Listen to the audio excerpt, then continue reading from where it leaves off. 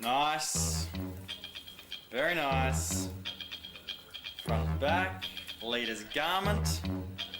Quite happy. It's alright, isn't it? Looks pretty good in that bad boy. Excellent, I think the word you're looking for is... Look at that thing. Looks beautiful, doesn't it? Beautiful. Now, only if you're ready for this. Yeah, welcome back to the OTB podcast, the original and still the best New Zealand mountain bike podcast. Brought to you by Maxxis Tyres, the tyre of choice for New Zealand's fastest racers like Sam Blenkinsop, Ali Houzelbosch, Iris van Leuven, James Rennie, and more. I raced on the new High Roller 3 last week, boys, and look, if you're looking for an aggressive mixed conditions tyre, you need to give that thing a try. It stuck to the track like glue. Also supporting the podcast, new to the show, Fox Suspension. Yeah, Fox have come on board. Thank them for joining us. From the 32 to the 40, from the float to the DHX, Fox have got your suspension needs covered. If you're listening to us on Spotify or Apple, make sure you subscribe and give us a rating, help more people find us. And you can also leave comments on Spotify. I always enjoy finding those ones. So leave us a comment, tell us if you're enjoying it. You can also watch us on YouTube if that's something you're into. Joining me today in studio for the very first time in the Nelson studio, Chris Vanderkolk. Welcome along, mate.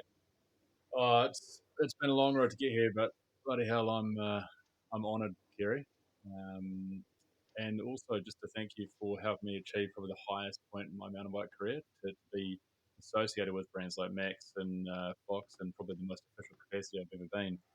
I know when I've peaked, so I'll probably just sign off now. Thanks very much. It's been a pleasure. It's been great to have you. It's been a real pleasure. But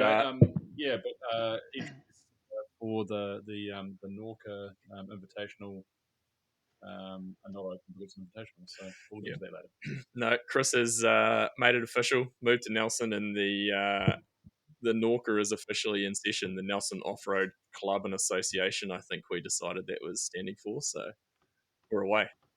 You guys don't even know what it stands for. Banding it around like it's a thing. Well, what does the OTB stand for? No one knows.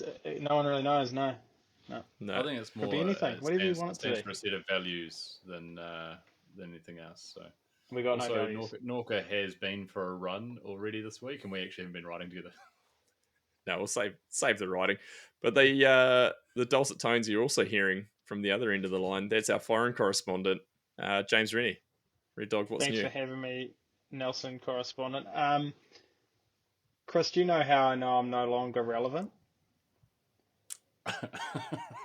Because KB's racing on a High Roller 3. I haven't even seen one. It's a great tyre. Did you know they made a High Roller 2 as well? That was a really good tyre. Yeah, I was a big fan of that, especially in Canada. It was good over there. Ran it on the front. Yeah, fast roller. They were good. Red Dog, you've still got orange stripes on your tyres. Yeah, they're basically like wax. Well, I think Maxxis need to do a throwback to the orange stripe.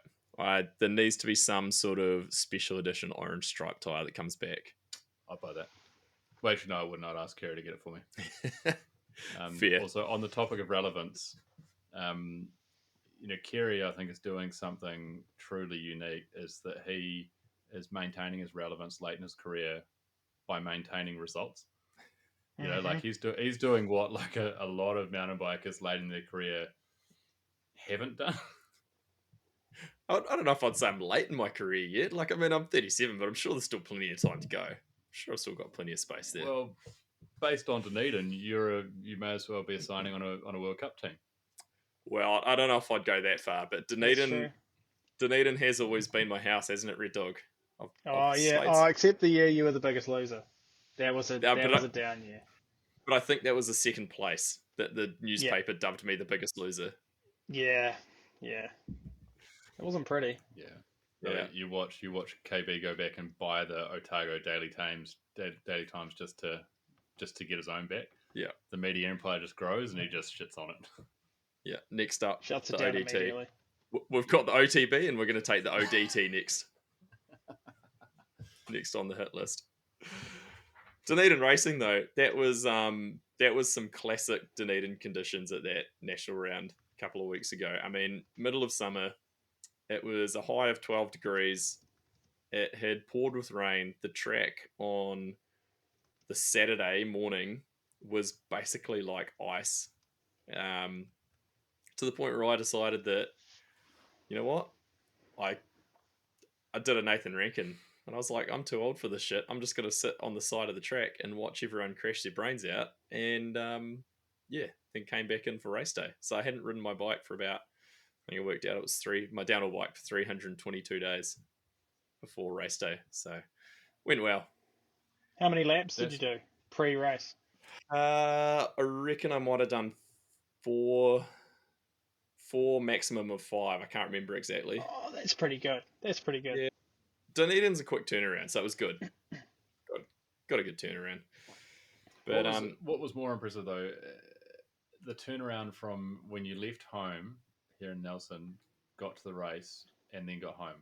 How many hours between like leaving the front door and getting back? I decided on a Thursday I was going to race. Left about lunchtime on Friday. Drove to Christchurch. Went out for a ride on the e-bike, and then drove to Dunedin Saturday morning. Also went for a ride on the e-bike that day, and then race Sunday. Drove back to Christchurch, back home by 2:00 to do kindy pickup on Monday. Beauty. That's amazing. Yeah, it's a big haul, man. It's so far. It was. I was pretty tired. I'm not gonna lie, but that was good. Where did you stay in Christchurch? On the floor of your derelict house? No. My house is actually very underelict down there, but I stayed with my good friend Cam McKenzie, photographer. So he's always got a spare room. Him and Georgia and Will, so they always host me when I'm down there, which is fantastic. I was just thinking of you curled up in like a house with no furniture in it, and then alarm goes off, straight back in the van. No, I wasn't that desperate. Hey, what I was going to talk about though with Dunedin is these fucking juniors have a death wish. Like, they are riding like they do not give a damn about their lives. It's ridiculous. So I mean, I got 4th in elite, which I was pretty happy with because I went there with 0 expectations. Missed the podium by 0.8 of a second, which then the competitiveness side of me was like, fuck, that was so close. But I was 15 seconds back of the fastest time, which was Ollie Clark. Yep. 15 seconds. That's so gnarly. And that's not a long course either, right? No, it was but like you're twice his age. 3 minutes. Well, you goddamn right, I am, and some. But yeah, but you were 4th. Like, yeah, I mean, I was 9th overall, so there was 5 under-19s ahead of me. None of the under-17s got me, so that was all right. But the top 3 juniors, Ollie put like 4 seconds into Tyler Waite, who was 2nd, and then Jonty Williamson, I think, was 3rd, and then Sam Gale, who won elite, was 4th overall. Malik Boatwright, who was 4th in under-19s, he got a flat tyre and still laid down like a 252 and was 5th overall. So yeah, it was these kids, man, they're wild. Absolutely wild. Are they? I'm surprised because you showed, I saw some footage, Kerry, and they didn't look like they were too great in the mud, but I guess no one's great in the mud down there. Like, I mean, the video that I took from Saturday afternoon, the conditions were exponentially different by Sunday afternoon when we raced. Like that, the off-canvas section that I put the reel up from, that was just heaps of grip by Sunday. So it was completely different. But yeah, it was drying out the whole day. But yeah, those kids are nuts. What do you reckon it is, KV? What's different? I don't know. I was talking to someone about this the other day, and it's like, I mean, even when the likes of, I mean, any of these guys that have come through, you know, like when me and Blinky and Horse were battling each other in under-19, like we were going real good as under-19s, but we were not, we would like maybe slip into like 8th or 9th overall as like winning under-19. Nothing like they're doing at the moment, but I don't know whether it's just the theory I had was maybe the fact that the bikes have got so much better that, you know, like when the bikes were kind of shit, skill base really played a big factor in it. Like, I mean, these guys are obviously clearly very skilled, but I think like when the bikes were worse, the really skilled riders could ride them even faster. So But I don't know. do It's you think it's also possible though that the you know, if you go back to when like Self and Blinky were 19s and like taking results at nationals, you had a elite field that was like super competitive as well though, and you had guys who were, you know, racing, you know, at the top end of World Cups. Like our elite field at the moment is probably a slightly older elite field, yeah, and there has been this sort of gap between, you know, over the last 5 to 10 years that's probably phasing out a little bit, and these guys are coming in. I mean, you're still coming to remind them like how, you know, how the old school did it, but yeah, I don't know. Mm. It's interesting. I also think like, I mean, like there was clearly some fast guys, but there was also like, you know, Lockie and that sort of thing weren't there. So like the top kind of end of it wasn't there, but I don't know. I think as well, like a lot of them are going overseas younger and younger these days. Like a lot of these kids are going over before they're even racing under 19. They'll go do like a couple of months in Europe and just go hit IXS races and stuff like that at like 15. You know, no one did that. We're also talking 20 years ago at this point. I think Which that's is, the biggest factor, honestly. Like, you've yeah. got an elite field that's, no disrespect, it's pretty damn old. Like, we thought Rankin was old, but he wasn't 37 and had 2 kids. Like, no, it didn't happen. Like, none of the elite guys had kids Nah, because they were everyone still was in their just 20s. riding and racing but just about full time. so Yeah. many of the Kiwis that have done really well at a World Cup level of mountain biking in the last 10 years have done it in enduro as well, right? So we've had a lot less guys who have been at the top end and downhill, but a lot of guys have done really, really well in enduro. And that probably reflects the riding in New Zealand and the lack of uplift services and everything. But it seems like it's probably drifting a little bit because enduro is also dying. Yeah, dead. Dead. Have you? I mean, have That'd be you good. guys?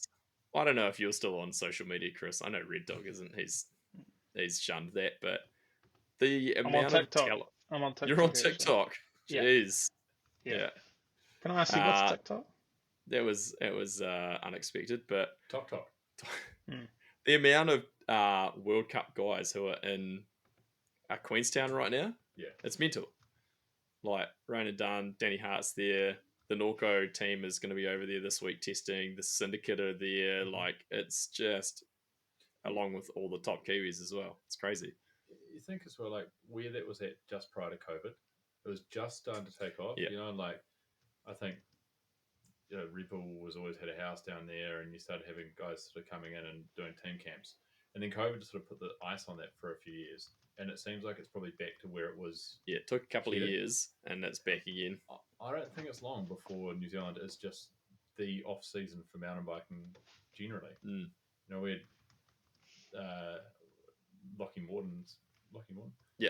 So he's cruising around New Zealand at the moment. Like, you imagine what this place would be for all the gravel guys as well, and then XC guys. Like, it's a perfect place to go. Yeah. Because the closest they've got is Spain. Like, but they don't want to be in Spain in the middle of winter. No. They want to be down wakeboarding. Come to the bottom of the hill. I mean, the bottom of the world. Go wake surfing, hit the chairlift, and life's good. Absolutely. Life's good. Great. And then if you're French, we go out and we have a nice wine, and maybe we... You finish it for me, Redo. I will not. You will not. Speaking of World Cups, though, the Coronet Peak National Round / UCI Continental Downhill Round number 1 was on last weekend, which Ronan Dunn won. But it looked like a good battle with him and Lockie. And, I mean, I don't know. I kind of hate Coronet Peak because it's basically a slot car track and it has no roots, no real rocks. No tape. No fucking tape. They never tape that track. If you want to get me into a rant, let's talk about the taping on that track. It's bullshit. Yeah, that is pretty wild. I'd You never even cannot considered run a high level race with like 8 pieces of tape down the track. It's a fucking joke. But that. There but was it's also one of wasn't those there one things where section that like there was rumored dudes were just going straight? Was it the Oh yeah, corner, those corners? there's people like going up on tussocks and like up on banks and cutting, like it's bullshit. But see, that's one of those things that these days on these bikes, you can probably take your life in your hands and go, I'll take a fucking tussock. I'll just see what happens there. Many years ago, or No. last year, You on couldn't a get through 26 tussocks on a inch zero, 26 you're inch like, you're wheel. dead. You can't win No, on the you're hill. out of the bars. Yeah. But that looked like a like some proper racing with those guys. So it was interesting to see from a distance. I didn't go because I had enough of You're it. going to Oceania's, eh? Not a You're going to go chance. to Oceania's then instead. Zero chance. Have you watched Ronan Dunn's helmet cam on? Yeah, I can't ride That's that fucked. fast down there. Bro, I watched it and I was like, have they like skipped forward a section because he got to the deer fence like that? Yeah. I mean I know that trick pretty well. I mean, we've raced it for the last 19 odd years. Well, it was 19 years ago when we first raced it. And I was watching sections that he was hitting on there just like, what the fuck? Like this is ridiculous. I'm not willing to ride that fast down there. But anyway, Neither am I. nah, we're too old for that. We've said it before though, like we're itching for a big off-season money race or something. Like you have an MCI Continental race, but it won't be long before someone goes, "Fuck, we've got all these guys in town. Let's right at the end of all their training camps and everything, let's do a Monster Cup, 500 grand on the line or something." That's a lot of money. Oh yeah, I know, but it's Yeah, beach you town. insure it. They can pay him over 20 years. Just like the Monster Energy Cup, the Yeah. Supercross. Speaking of money races and sideshows, Hardline's coming up. Do we hope? I mean, I hope. Is someone going to get hurt again? That's my fear for that race. I just always start of the season, like we saw Jackson go out for the entire season in that race last year. I'm kind of, it still bewilders me that these guys are going to. I think we'll get to this at some point, but if you are one of these top tier teams, like the World Series teams, and you've got a rider on it, you're going, I do not need you going to Hardline, Crankworks, anything. You're being paid to be a World Cup racer. And unless it's a pre-season training camp, UCI, something like that, but no, I think those teams will be putting the brakes on a lot of those guys. Yeah, I mean, there was rumors last year because Finn and Loic were supposed to do it, and I heard rumors that they got the team to basically tell Red Bull, "Hey, the bikes aren't ready for this because they're prototypes." And I mean, I don't know how true that is, but it was a good story. But what's the lineup? I reckon the teams have got to will start being heavy-handed with it. yeah, lineup. You've got Jackson and Laurie from Syndicate. G. Atherton's going, but I mean, G. Atherton, we all know he doesn't care at this point. He'll send whatever. Trying to think of who's going. George, Brooke, Blinky's not. I'm trying to think of who else is going, but yeah, I haven't had a good look at it. It can't be like a priority for these guys, surely. Like the World Cup qualified guys. Yeah, you wouldn't think so, but That's what surprised me. Is Sam Hill going? yeah, Hill's in. That's right. Yes. That's If actually I'm another him, topic. I'm terrified, man. I'm terrified. That's another topic in itself. So Hill's now riding a Specialized. No way. Yeah. So Like a shop. yeah, for Empire Cycles, I think it is. So he's on a Specialized, but with no nothing specialized. It's just through a shop. So he's on a demo. He's got Olin suspension on it, which I assume is probably just the stock suspension that comes on it. And there was a bit of a social media post about how, you know, sponsors weren't calling him back and that sort of thing. So I think we could say the SRAM relationship has probably ended, which, I mean, that's brutal because he's had a long time with those guys. But yeah, basically just said like this Empire Cycles, I think Monster, and that was about it. So But I reckon the SRAM thing's weird, eh? Like, surely you would answer How the hard phone is when it to Hill was support calling. though? yeah, like he should be a legacy athlete for them. I would have thought so. Like, especially given what he did in Enduro late in his career as well. Like, he was dominant. And he was kind of Yeah, their guy. yeah, yeah, he was. It's a weird one. Mm. It's got to be one of those things where if he, we don't know, but it's not about the results, right? It's got to be about what can he bring to a brand and what can he do, outside of racing. Yeah, And he's Sam fucking Hill. yeah, 100%. I Like, mean, he's been on the podcast. Like, yeah, just for that. get him down here. He's in Queenstown at the moment. They're building some Oh, trails. he's already here. Yeah. Yeah, See, yeah. that's the thing though as well, right? So the trail thing that he's doing, the idea of having signature Sam Hill trails, that alone should be a good brand proposition for SRAM and Specialized. Anyway, Something we don't know. All right, another topic I had was this Gates belt drive bounty. It's been a bit of a newsworthy topic in the last few weeks with, I think, four teams kind of officially chasing it. You've got the Athertons, which we broke on the podcast, broke that news. The Aon Gamux team, Reese Wilson's team. Yeah. Zero, obviously, but now under MS Racing. And then Very cool. Intense have made their intentions of racing a belt drive bike as well. So it's going to be kind of interesting to see. Can I ask a real nerdy Vital forum question here? The Vital forum guys might take this and Yeah. run with it for us as well. Yeah, hopefully. It's the sort of thing you get from one of those guys. If you're YT and you've got Valley, and I would say out of all the athletes, male or female, Valley, there's the clearest gap between Valley and the field, right? Mm. Is there anything stopping you from testing a Gates setup, single speed, just on a normal rig? You rig it up, you make it work. You qualify with her on a chain, you make sure she makes finals, and then somewhere like Val d'Isole, you say, we'll whack the belt on, have at it. Because she's already... Do you know what's stopping them? What? The money that SRAM pumps into that Nah, team. because I don't think they do. I think they're like on a... Like the money that SRAM pumps into Valley, because there is... That would be the Valley concern, yeah. You cannot tell me that there is not money being paid to either the team or her from a drivetrain sponsor, and they are going to say right? no chance. Yeah, that'd be the fastest way to kill that relationship. But also, if you're YT and you've got Valley, and you're going, right, we need to put drivetrains on our bikes, and you got to specialize, or you got to SRAM, like no one's doing it for free. No, there's money coming that way, and it would be more than $100,000.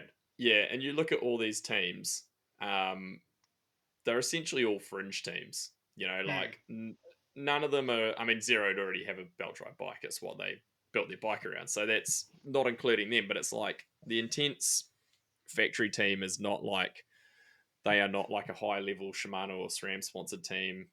The Aon team obviously isn't either. I mean, Gamix are a belt drive bike as well, so you can't take them out. But same with Athertons, like they, from what I understand, don't have an official drivetrain sponsor. Like they're running Fox, and I've seen them. They run like Hayes brakes and that, so they don't have like a high level SRAM Shimano deal either. And I think that is what would be killing it for any other teams. That's why, like sure, some of these teams could probably throw together a decent bike with a belt drive and, like say, put someone like Valley on it, and you're pretty much bound to get a win at some point. All right, here's a hot take for you. Right, what if I actually don't think it's about the 100K anymore. So for those like four teams going, hey, we're going in on this. One of them is like it's not even about the belt drive. The bike is already a gearbox bike anyway. What if this is a way to prove that gearbox technology, and whether it's belt drive or not is kind of irrelevant, but it's really about the gearbox. And then Shimano, because I can't see it come from SRAM right away, but Shimano go, our next downhill drivetrain is going to be gearbox. Oh, it would be. I saw a hot take the other day. They haven't updated the Saint. downhill, the Saint. group Yep. set forever, and there's no suggestion coming. there's anything new coming though. Yeah, right? it's coming next year, at the end of next year. So new XTR is about to be launched for the first time in years, and then like that's going to trickle down through XT, etc. And then Saint's coming next. But yeah, but would they? Shimano's way too conservative for a belt drive. Oh yeah, way too conservative. No, but it's not. It's not the belt drive. It's the gearbox. Well, Shimano are too conservative. They won't do it. See, I don't Why know. don't they put a fishing reel in there? Right, race Fishing chassis. Put a fishing reel in there. Yeah. You can wind it up. Yeah, I just think- they've got some I just think one gearbox of these technology things- there. One of these brands is going to get to a point where going, you look at the way downhill's going. These bikes are practically prototype bikes now. You go, I'll give you Shimano brakes. I'll give you Shimano everything else. Shimano chain, that's fine. Shimano like cranks, but there's a nice little Shimano gearbox sitting in there. Do you know why they're not doing gearboxes? Because they make fucking millions of dollars out of chains and cassettes and derailleurs. Fair. Yeah. Gearboxes are too That's efficient. my theory as to why you have not seen anything from Shimano or SRAM in terms of like gearbox stuff, because it's like derailleurs and cassettes and chains, they all wear out and they all have to be replaced, and it's just consumables. Derailleurs get smashed all the time. Easy money. My hot take is that in 2 years' time, we may not necessarily see it at a consumer level, but we'll see downhill teams running gearboxes and not derailleurs, and that'll become more and more normal. I think I can get on board with that, because I think we will start to see, if there's some decent stuff that comes and they can make the bikes work and they're fitting the kinematics and they're working how they want them to work. I could see that happening, because you take away a potential. But then again, how many derailleurs do you see snap these days at like a World Cup race? I'm the opposite. I disagree. I don't think it'll go to gearbox. I don't think it's a problem worth solving. No, I think we'll see more try it, but I do, now that I think about that, I'm like, when do you ever see someone not finish a run because they've got a derailleur hanging off their bike these days? But isn't the whole argument about the weight distribution and the unsprung weight and blah, blah, blah? Yeah, but then you've also got a lot of, I don't know, they're still kind of heavy, I think. So. Bit of drag, that sort of thing. Hey, look. I don't know. It's an interesting one. I'm not against gearboxes. They're cool. But... Hot takes are my role on the podcast. So, yeah. I'll hold on to that. No, that's good. That's good. I thought your role was medical advisor, but sure. Not anymore. Yeah, that's I was given some poor medical advice. Lester is nutrition advisor, but we don't have Lester tonight. I think he's out of it. Isn't he gravel advisor? He's multiple advisors. Oh, isn't Lester at one of those sort of like wine and dine things that pharmaceutical companies put on? Wine, dine, and 69 type of deal. Oh, that's exactly where he is. Yeah. I have a quick question before we move on. Red Dog, is KB or is Leicester the more accomplished all-round kind of like Hans Ray of New Zealand mountain biking? Or maybe not Hans Ray. I'm like, Hans Ray is very niche. Yeah, there's only one Hans Ray. Arguably, if anyone was Ray. going to take that mantle, like Wynn could take that mantle of being like just the hero of mountain biking globally. But the first inductee into the New Zealand Mountain Bike Hall of Fame, is it Leicester or KB, Red Dog? They're different. They're different athletes, right? KB, he's a smaller part of the bell curve than Leicester, because Leicester's been so bell track curve or belly? He's track racing velodrome Leicester. He's BMX dirt jumpy Leicester. Yeah. It's the full spectrum. Yeah, Leicester's the all-round bike rider. He's not here. KB tends to. He's more in your mountain bike. Leicester gets the fringes. I'm not the full spectrum. I'm just mostly on the spectrum. We're all on the spectrum somewhere. Good stuff. Hey, so Crankworks Summer Series is coming up in Christchurch, and the fantastic people at Maxxis Tyres have a giveaway which by the time you hear this, it should be live on our socials. So Maxxis have come up with, they've got 2 prize packs to be won. So each prize pack will have a family pass to the Summer Series events at the Christchurch Adventure Park for Crankworks. So that can be you and your family, or it can be you and your mates. Doesn't have to be family, but basically a 4-person pass. Each one of those packs, there'll also be 2 tyres for each person. So each pack will have 8 tyres, basically, in the family pass. So yeah, pretty epic giveaway. If you've got some mates you want to take, you can each choose a set of tyres, and you can pick those up at the event from the Maxxis guys. They'll have their big Maxxis tent set up. So very, very epic giveaway from the team down there. I believe what we'll be doing is putting an Instagram post up.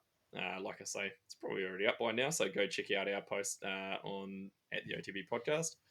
Make sure you're following us and at Maxxis Bike, and tag some people that you'd take along with you in the comments, and we'll draw a winner on Monday, February 3rd, I believe it's going to be. So that gives a little bit of time before it. So yeah, epic prize pack from the boys at Maxxis on that one. So tyres of your choice and some passes. That's an unreal giveaway. Yeah. Great giveaway. If they tag us, I mean, KB's probably racing, but Chris and I, Moki, can they take us? I believe you guys probably aren't eligible. That's Even a real as downer. like a friend of the winner. I haven't written the T's and C's yet, but I'll probably just write you guys into the T's and C's to take you out of it. Finally get that high roller 3, or at least see one. Just a quick one for the listeners. Research says that most people don't enter competitions like this because they don't think they would win. Like the chances aren't high enough. Now, if you enter, you've got a higher chance of winning, right? Yeah, 100%. So you miss 100% of the shots you don't take. Yeah. So my advice: get in there and do it. Proof in the pudding. I once won a Kiwi hardtail frame at a downhill race, and I was gonna leave, but I was encouraged to stay. So listeners, make sure you enter. Yeah, and if you and if you get into a little bit of a syndicate, say with you and 3 of your mates, and all of you enter, that just actually exponentially increases your chances of being part of the winning group as well. So get amongst it. Great. Make sure you get on the socials. So 4 mates, each person posts about it, and each person tags 4 or 5 people. Like, you've got a pretty good chance of winning. Yeah, with very little effort. Yep, that's it. Yeah. Get amongst it, guys. It's kind of like a pyramid scheme. Yeah. I think that's how marketing works. doTERRA or that sort of thing. Hey, but if what you get out of it is the day at the park and fresh rubber, and like I can't afford to buy new tyres, so I'm entering. Yeah. Anyway, great prize pack. Make sure you get in there. Also, just a quick thank you to Fox again for joining the show. Fox Suspension. So if you head to mountainbikes.co.nz, you can see the full lineup of Fox Suspension available right now in New Zealand. That's a heck of a URL. That is a heck of a URL. It is. Mountainbikes.co.nz has been around since I was a kid. Yeah, that's an early adopter right there. The website has recently been updated though, so it's quite a fresh website, which is great to see. I just know a quick question from KB. How many pairs of Fox 40s do you think you've owned? Ooh. Well, how many pairs of Fox Forks generally? Oh shit, that's way too hard. No, quite a few. So many. In the 50s? It could be close. I mean, we're talking I've only run Fox Forks since 2010. Really? So that's 15 years on Fox. So, even if you average that out by, I don't know, maybe 2 or probably 2 a year, that's 30-ish. And then there was also a few years before 2006. That's probably like a longer track record than like Steve Pete and Greg Minnar and stuff, right? Are you the longest standing Fox athlete in the world? I value relationships. I like to keep my relationships. I don't like bouncing around for bigger, better deals. So that's why. Speaking of which, Maxxis and the team at Marlene's in New Zealand who do Maxxis, I have ridden with them since 2005. So that's 20 years with those guys. That's awesome. Other than 2 years when I was racing World Cups and we had to race on Intense Tyres, and we just ran blacked out Maxxis. So, yeah. There's a lot of brands that have come and go on that time, but Maxxis is mainstay. Yeah, that's it. Great tyres. Hey, let's talk about some team changes. I should have sent this to Red Dog, but Chris has some notes as well. Notes. But yeah, for listeners. Are because they he's in printed? studio. Are they actually So printed? Yeah, they're printed. We're going to run another raffle. Send in your favourite story about KB, and we'll send you a framed copy of tonight's notes. Some show notes. Yeah. You have a printer? Yeah, I've got a printer. Inkjet? What for? Show notes specifically. Yeah, exclusively. Hey, so I kind of just went through. I'll go through the list as I've written it. It's in no real order. It's just kind of as things I came to, and I figure we can talk about whether these are going to be, I don't know, a better move, the same. Get our takes on it. First up, Loris Vergio, Trek, from Trek to Commensal. That was an interesting one to me, because Commensal was already stacked with the likes of Amory Perron and Miriam Nicole. They have to be spending some serious coin just on salaries.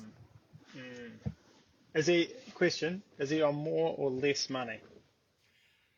So the rumor I heard was that his Trek deal was 400 grand. That's a good chunk of cash. Yeah, it's pretty decent. That's a decent bit of And wage. I assume that was US dollars, given that it was a US bike brand. And do you So think that's- he's getting more or less at Commensal? I reckon same. I reckon less. But then I think that Worlds win maybe made his bonuses sweeter or something. I don't know. Yeah. Maybe Okay. re-signed. There's a few teams that could have probably signed him as their number one rider, right? And it's not clear whether or not he's the number one rider at Commensal. Do you think he went there because of the race chassis that Commensal have? Yes. Lots of adjustment. Whenever you lots say of- race chassis, I'll agree. Yes. Yeah. I think he went there for the race chassis and the Frenchness. Do you see they've actually changed to full SRAM setup? So they've gone back to SRAM suspension and that as well. RockShox suspension, sorry. Not SRAM suspension, but SRAM RockShox. Rather they've been running like... Were they still running TRP last year? They They've were been running Fox. They were TRP and... No, they were running Mavens last year. They might have been on So SRAM they- brakes last year, yeah. but yeah, so they've gone the full SRAM route on that team now. The Commensal teams have rationalised a little bit as well, though, right? Yeah. So Yeah. you got to think like SRAM's looking at going, we only want to look after one Commensal team. Thanks very much. Yeah, because I mean, kind of like the Dorval team was on Fox as well, and that, and I mean, maybe that was a little bit Loris influence, maybe because he's been a SRAM guy for a few years now. But Do you think a rider can bring a whole brand across like that? yeah, but maybe not so much on that team because you've already got two very high profile riders. Like I think that's a team move. Like that's a higher up move than just a rider going, I want this. Because even though Loris is world champ, I mean, you've got Amory who won 2 World Cups last year, Miriam who won 2 World Cups. Like that's, it's not like he's a very clear number one rider coming in going, well, I'm bringing all this stuff if you want me.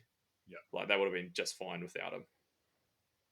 And according to Pink Bike's very comprehensive coverage of this, which means I haven't had to do my own research, that makes them the second top ranked team by points going into this year. Yeah. Like they are a high profile team. Mm-hmm. I'd love to know what's behind the points and the ranking and stuff as far as what Warner Brothers will give them. Yeah, it'd be interesting to see. Next on the list, Andy Kolb, Atherton to YT. Good, better, same. That seems pretty normal. Yeah, I don't know. I don't know Interesting. quite to make of that. Seems They like seem pretty good at YT Atherton. are trying to push more into down. Like, I think they're trying to get out of enduro by the looks of it. Like Casper Well, Woolley's Casper's on come the across. team and racing downhill. I He imagine. was legit at St. Anne though. Yeah. So I don't know what Jack Moyer will do. it'd be cool to see him back racing downhill full time. Yeah, I feel like that would be a big ask though, eh? For him to come Yeah. back. Is he Austrian or Jim? Jack Jack Moore? Moore. Nah, No. Australian. No. Andy Yeah. Cole. he's Austrian. Okay. Yeah, I don't know. I think he'll be good there. He's obviously gone in as like the number one guy on the male. So probably good for I him. think that's Good. much the same. Like, Yeah. I think he'll slot in where he's been slotting in. Yeah, I mean, I don't think that Atherton bike has got anything wrong with it by any means. So it's not like he's been on a bad bike or anything. But No, I reckon that bike's awesome. It may as well be a brand new bike this year as well, though, right? Benoit from accounts, common soul to Scott. I am a little weary of that one because I don't know, that Scott hasn't seemed that good for a few years now. No, he's just setting himself up. Setting He's himself got a up, you cushy reckon? desk job waiting for him. Running the accounts. Well, this is the stuff that no one's really reporting on, though, right? Is he's half of his salary is actually in the finance department. Well, Scott have had some public financial woes and leadership battles and that, so maybe he's actually going in to be CEO. Yeah, I think he's auditing. Yeah, there were rumours as well that they were trying to get T. Roy across as general legal counsel. Legal counsel. But they just couldn't get him out of where he is now. So Nah, yeah, it's too tough. Scott, I think, is more of a corporate move. It's more about management than riding bikes. I'll tell you what, though, Benoit is a meme lord on Instagram. He is real good at making fun of himself with that stuff. It's fucking good. He's pretty funny. Does he know he's called Benoit from accounts? Has he got across this? Well, so there was actually quite a few comments on Pink Bike about him being from the accounting, so going into the accounting team and things like that. So Nice. I would just like to think that those have actually been raised from this podcast because this is pretty where nice it reference. originated. Like it, yeah. Red Dog definitely coined Benoit from accounts first, so we're going to claim that. Next on the list, Danny Hart, GT to Norco. I mean, he was obviously on like a B team type of thing, That man is, I reckon, living the dream. Like, I agree. he goes from not really having a ride riding that GT. He somehow turns it around in a year. Is on one of the top teams, and now he's in Queenstown shredding laps on a mean rig. Yeah, I'm like low key excited to see what he does on that. I get the sense as well that that's a perfect team for him to go and tinker with the bike. All the stuff that he did with that GT, like Get the adrenaline. Cutting stuff out of the swing arm and like the Norco guys, from everything that we know about that team, must have been looking at it going like, come and do a bit of that over here. Can you imagine how deep him and Minar would be? Just like, because Minar's such a tinker as well. They'll be like, why don't we let's shave 3 millimeters off this bit here and see what it does. Like they'll have the Dremel out 24/7 and they're just coming in with a big Makita sponsorship, just Dremels. No, actually that's Dremel, which is Dremel is actually a Bosch brand. Just to let you know. Is Dremel an actual Bosch brand? I've got a Dremel in the cupboard. Well, there you go. Happy days. Is it a brand name? Like, yeah, Dremel is a brand name and Bosch like owns. Hoover or yeah. I can't think of any others. Chris, you'll know the marketing name for the term for that, won't you? Just dominating the market, I think they call it. And then getting scooped up by Bosch. Matt Walker, Saracen to Trek, the English Matt Walker, which we also broke on this show, the rumour of that, just for the Vital forum. I think a good move. It's a good move. Good move. He's still got so much speed in him, I reckon. Yeah. And I think anything that'll just probably to get out of that rank kit too. That's true. That's a fair call. I think that move is kind of good in terms of like the whole team setup with like, the young guys like Lockie and Ollie Davis to kind of push Matt a bit and Matt to be kind of the elder statesman of the team to, bring his wiseness to it. So it'll be interesting to see. All right. Marine Cabaroo to Canyon from Scott. Great That move, I one went think. under the radar, eh? Yeah. It's got to be good. I think I that's got to reckon be a good move. that's going to be a good move, yeah. I think she'll Those go well over there. those Canyons seemed pretty dialed last year. Yeah, the new ones were sweet. Yeah. They Plus, she's snuck a with race T-Roy, chassis so in without what really could go a wrong? lot of fanfare behind that. Yeah. They slid that new chassis in real low key. And it clearly worked. Next one is the most exciting. I think this is one of the best moves of the season. Yeah? Yeah. You want to announce it? Tell us what we're talking about. So Kerry has on my show notes the Jewett brothers pivot to Giant. That's a great move for Giant, and I think for the brothers. I feel like this has been the most visible Giant has been for years. They're smart though. Like they just tick away. They've got a good bike that they've been developing for a while. They've always For been about the there, last 15 years. forever. Yeah. But the best thing they did is that they launched it in throwback colours. Mm. That's all. No, I think that's a good move. Like those those brothers are obviously real fast. And I don't know, Giant has just been to me like invisible for so long. So They were big on the enduro side, like in the Carlson Borelli days. Mm. Yeah. Adam Downhill Greig. though, it's like, man, you just forget they exist. Yeah, you really do. And like, I feel like they don't do themselves any favors. Like their kits are pretty meh. The setup's pretty meh. Yeah. It's a funny one though because they're as big a brand as anyone in the field, right? Like Yeah, they're the huge. scale and presence and everything, but they just don't have the same like racing prestige or something. But they've always been there. Yeah, but then I mean, they've got world championship wins and everything. you look back to the Miles Rockwell, the Rob Warner days, and that, and they were right there. Sean McCarroll, they were a big presence, and Yeah. I mean, back to John Tomac, and like they were big. And Well, they even kinda in the just- Danny Hart, Andrew Neethling, Exactly. Duncan Riffle days, that was pretty big. Yep. That was a good team. Danny Hart world champ on a Giant. Yep. Eris Van Leuven, common sale to Norco, which we would have already had a podcast drop last week. Yeah, strong move. Trying to think of That's my a strong timing. move. I like it. Yeah, that's great. She seems real stoked as well, which was cool. Mm. She seems really happy. Said everyone's gets on super well, and so no, I think that's an awesome move for her. How do we feel about the graphic design stuff? The though? caricatures. Oh, I've got questions. don't get me started. Are they just carrying on with it because it brings attention? Because people are like, Totally. what the fuck?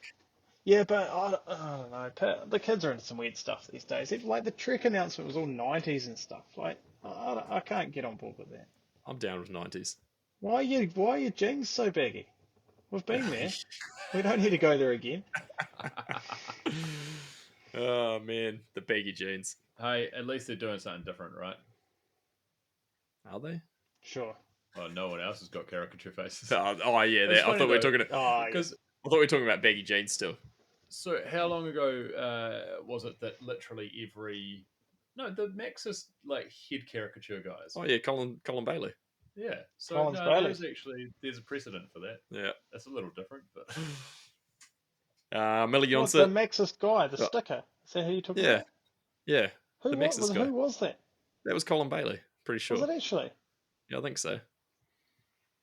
I'm gonna Can we claim it. get a confirmation on that? We're supported by them. Yeah. Well, we- And can I also ask, One step are the shiny stickers still available? I probably still have some shiny stickers. I have a drawer in a toolbox somewhere that has a ton of old mountain bike stickers, and I reckon there's a pack of shiny ones in there somewhere. I think special request to the Maxxis design team. Can we get a KB caricature head like Collins Bailey's as a giveaway for the listeners? That's a great idea. I just want a tyre with a hot patch with my name on it. That's all I want. What would you call your tyre? I don't Kaka know. King. The Kaka. The Kaka. I rode that track today. Oh, where's the text? I texted you last Oh, night. it was this morning. Yeah, I told you I was busy. I rode it on my trail bike and I had such a good time. I rode back up and rode it again. It's such a Oh, good nice. That's cool. track. Millie Yonset, Canyon to Intense. Yeah, time will tell. No, I don't know. I'm not rating it. I don't rate it. Nah, I don't know. It's going to be a lot if they've gone to gearbox, belt drive bikes. I don't know. We'll see. Intense as well. They're just all over the shop, aren't they? Yeah, a hot mess. I think you'd And they technically have call been them. for a while. Yeah. Yeah, I don't know. Don't know about that. Reese Wilson starting his own team, the Aon team, which I think stands for All or Nothing Racing. Oh, I thought it was the insurance company. Well, I thought maybe the insurance company was Me coming too, in I as his thought, title yeah. sponsor. Finally, we got some big Underwriters. insurance money in the game. That'd be good. Yeah. I don't know. That's going to take a toll on him running a team. Like, awesome, but you also got so many headaches now compared to riding for a team like Trek, where everything was organised and done and covered. So, It's all very easy. like, good on him. I think it's cool and it looks good and everything like that. But I think it's probably going to be a tough year. Tall order. Yeah. And finally, Ellie Huserbosch. We've already had a podcast with her, but moving to the syndicate, great move. How could it be a bad move going to the syndicate? Couldn't be. I think it's a bit of a shame that the union had to wrap up. That does suck. I'm surprised that there wasn't some kind of arrangement for them to be formally a feeder team or something, because they did such a good job of bringing out riders. Yeah, and I know like it was a battle for them even just keeping the team alive last year, and I think the whole change made it damn near impossible to guarantee any, like the changes with World Cup team rankings made it damn near impossible to guarantee anything this year in terms of being a team. So I think they basically just had to call it while the going was somewhat okay, which sucks. Because that was great, and but then the thing is, I'm pretty sure that I'd have to look at the rules, but I'm pretty sure that, say, if we took Trek for example, I think you can register up to 10 riders. I'm pretty sure they could have like, say Trek registered 10 riders, but 4 of them were on the union, so you still had sort of like this other team. I'm pretty sure they can do that. So It might be a bit early, but surely it's not far from these guys having like continental teams. Like that's where the union seems like it would be perfectly placed. But obviously, that whole thing needs to develop enough. Yeah, that might be a couple of years away still before the kind of continental series have developed enough. But it definitely seems like there's some people running around chasing points in terms of that come into these continental races. So that's what you want, though, right? That's the whole theory of it. It's actually a pretty good time. The teams thing is pretty interesting. Pink Bike have quite a good article on it in terms of the team rankings, and it's like there's some teams there that you're like, holy shit, they barely scraped their way in, and some teams that haven't made it into the top 15. So it's pretty interesting. Like Intense Factory Racing haven't actually made it into the top 15 teams. They're the first ones out. All right. Well, it's like Pivot losing the Jewett brothers, because the way they've done it is it's the points that your team's got when it's registered. Yep. They were in your team last year. It's everything. So you can your buy top 4 points riders' effectively. points. Yeah. Whoever you've registered from 2024. So, YT currently sitting at the top of the table. Common Sale just behind them. Canyon, Specialized, Norco, Orbea, FMD. Giant sneaking in there, pretty high up with the Jewetts. Trek, Mondraker, MS, Common Sale, Les Oars, Aon Racing, Santa Cruz Syndicate, Frameworks, and then Scott Factory Team is the last one in that guaranteed 15 positions. I think pretty much everyone who is going to make a difference has been signed by this point, so those probably won't change very much. There's a few, but it might not have made a difference, like Luke Wayman, etc. Yeah, but Atherton aren't even in the. It's not going to do much. Currently sitting in the 16 to 20 position. Mm. So like Pivot and Atherton have got to be the two of the biggest losers in this. yeah, I mean the Cube Factory Racing as well, sitting outside of it. But so there's still 5 wildcard teams. So the UCI will select, so 15 are guaranteed, and then there's 5 wildcard positions that will be chosen at the UCI discretion, basically. So you've got to think some of these teams like Pivot. I mean, they've got a pretty high profile purely due to like Bernie's YouTube. Like that brings in a lot of optics. Maybe even like Gwyn, like Gwyn Racing. I mean, it's fucking Aaron Gwyn. Like the dude is the second most winning rider of all time in terms of downhill World Cups. Like if he says he wants to race, then surely they'd put a team like that in there. Okay, so let's say absolutely, you're one of those like not currently signed or an up and coming racer, right? And you're a perfect signing for one of these teams who is trying to maybe build their roster back up. You've got a pretty good set of teams there to choose from, right? So Pivot needs people by the looks. Atherton probably wants to build out the roster a little bit. Yeti Fox, presumably, like they're not going to be half there. There's going to be a proper factory of their team soon. And Gwyn Racing, like that's a good market for an up and coming rider. Yeah. But who do you think's the most attractive of those teams? Yeah, I don't know. That's a tough one. It's going to be super interesting to see when they actually announce who these like 20 teams are.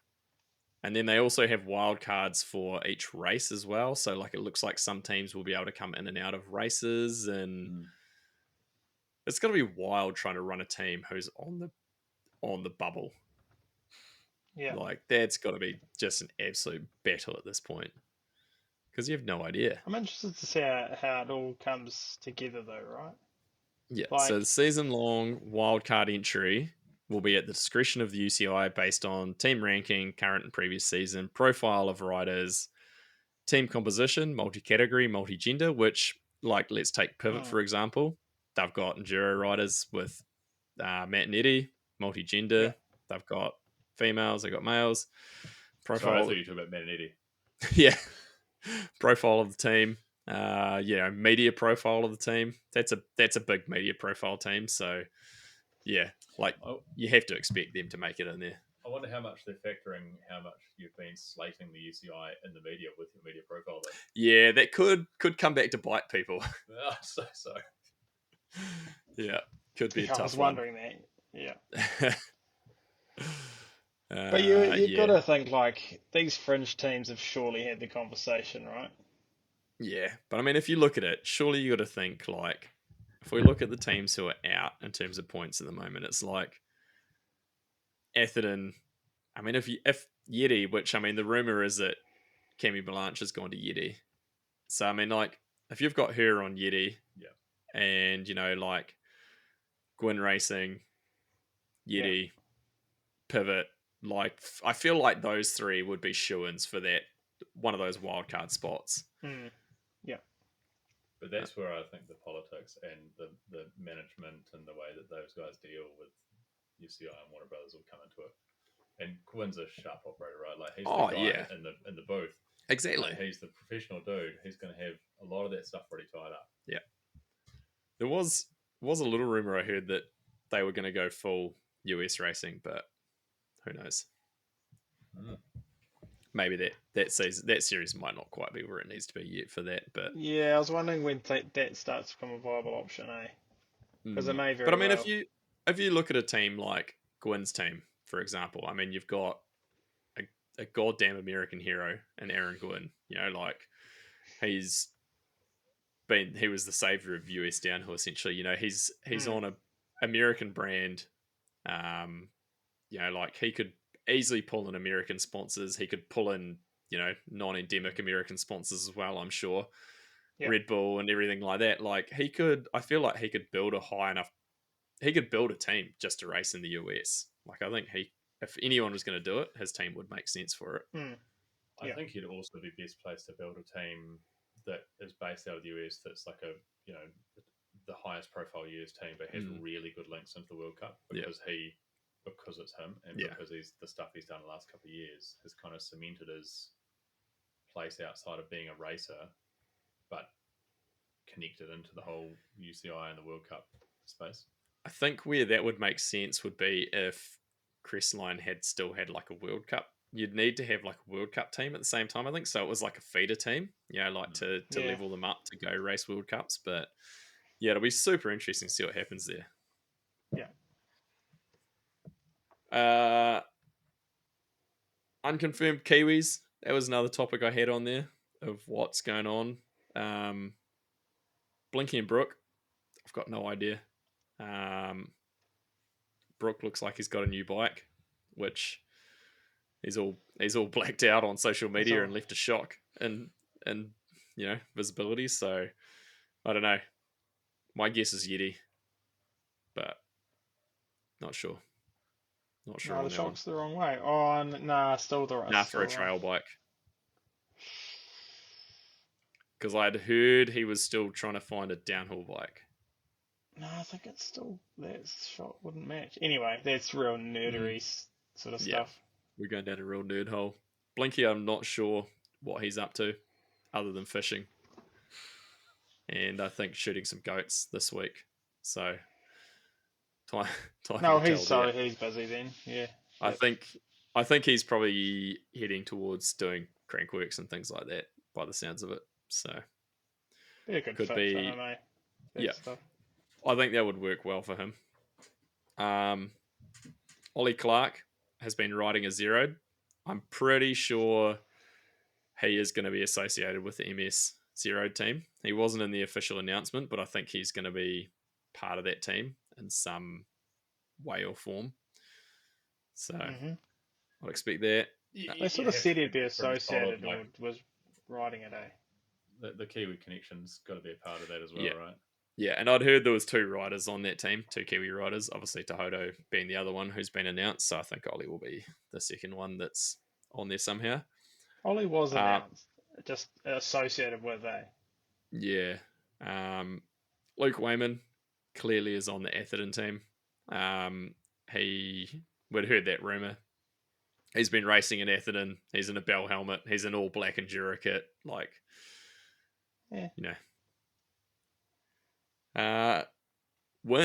Win's a big question mark because GT obviously shutting the doors and a long relationship with GT. I'm going to be real curious to see what happens there. I've got a hot take on this. I think Win has got to be one of the most valuable mountain bike properties outside of purely a racing athlete at the moment. He's one of those people who, in the last couple of years, the whole influencer thing's really died off. But Win's so genuine and so authentic, but also so connected, and he's got a platform of his own that, he could probably do whatever he wants, right? Yeah. He would just, most of what he does is media based. He's still pulled off some solid World Cup results in the last few years, but ultimately it's been the fact of putting out Win TV videos because the views are massive. That's been where his bread and butter has been. So wherever he goes, he'll make it work. But what that means in terms of what we see him riding or racing, I'm not sure, because it probably won't be World Cups. Get him on a. No, that's right. Program. What's that? Get him as an official OTB representative. Bring Bosch into it. We've been corresponding, just waiting for him to confirm what he's doing, and then he's going to come on the podcast. Oh, sorry, that's not a team, right? No. Actually, he hasn't told me because he knows that he doesn't trust me. You're a sieve. You're an absolute sieve. Yeah. But you'll see him in an OP t-shirt soon enough. Yeah, we'll send him one. When his luggage gets lost somewhere. Yeah. Speaking of OTB t-shirts, we have a new t-shirt on the way. Do we? Yeah. Do we? Haven't got the design yet, but no, we've got a new design coming. So we'll get some new t-shirts out, get a bit of merch out there. Who's designing that? Have we got a head designer on it? Georgia Petrie is designing this one. Oh, nice. Yeah. show listener, fan of the show, friend of the show. Fantastic. Yeah. If I wear my OTB t-shirt around town, and I'm seen riding like one of your old bikes or anything, can I just pretend to be you? You should just run with it. See if anyone notices. Good. Yeah. What did you hear? Yeah. Put on a bit Make of sure weight, mate. KB gives you the keys to the city as well, Chris, because he's got the keys to the city, right? Yes. You've got a long tenure to do before you get keys to the city, Chris. Just go open some doors. You've only been here 3 days, mate. Don't get ahead of yourself. You got to be born here. What do they call it? Birthright. You're born here, not flew here. Grew here, not flew here. Yeah, that's me. I think. Yeah, I'm just a fly-in. I'm about to put some gates up on the Maitai Valley and claim it as my own. Hey, you've got a history with gates, mate. Don't you? That Knoll Street one's seen better days. Yeah. Yeah. I think it's not my place to announce anything, but I get the feeling that KB's starting to just spread his tentacles into the kind of the wider mountain bike community around here. You watch big things are going to start happening. Yeah. Norca is taking over. Norca, yeah, that's right.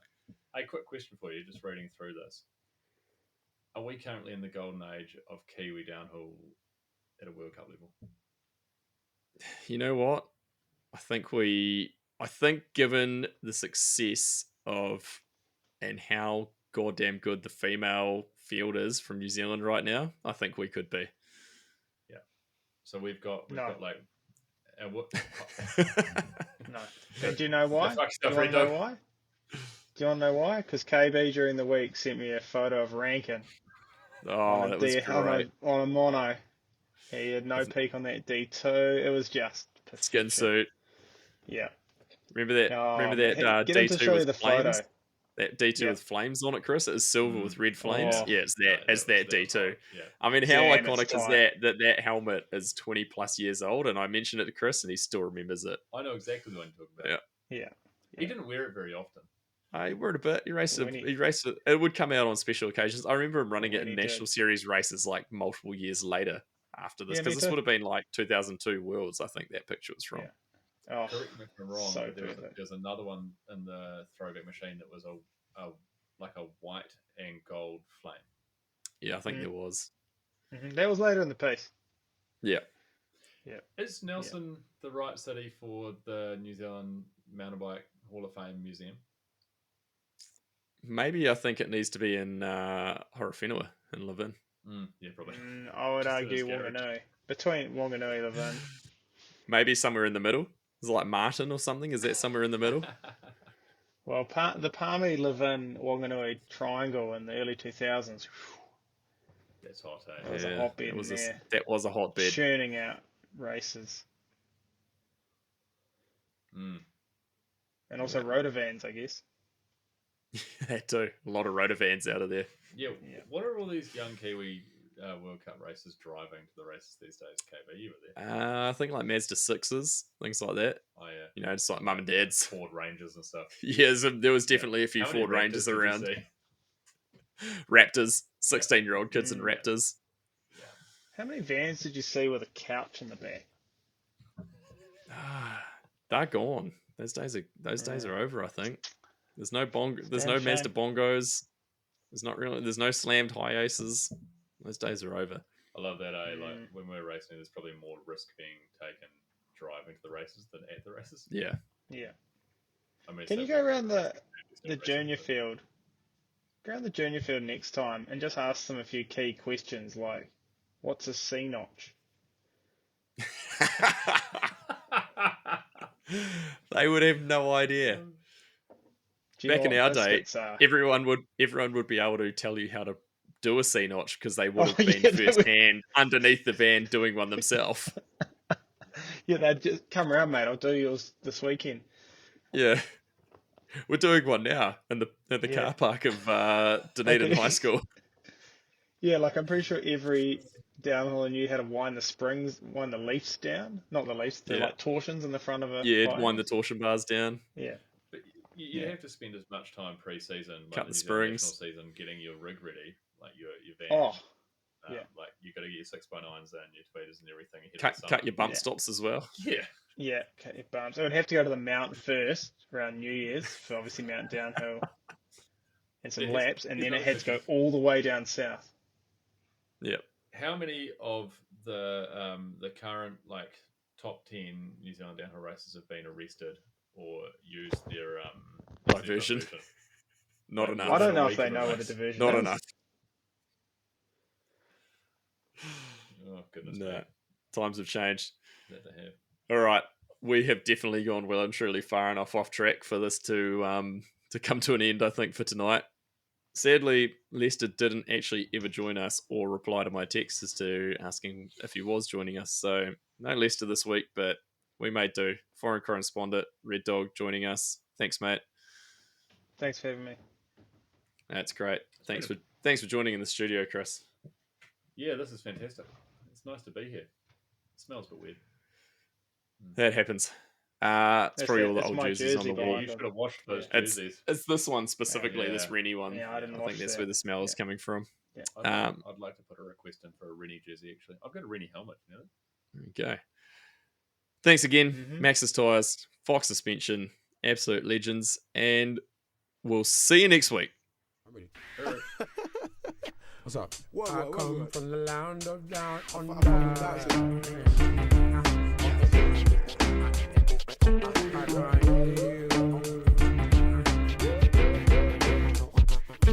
can't hear you. What was that? I can't hear you.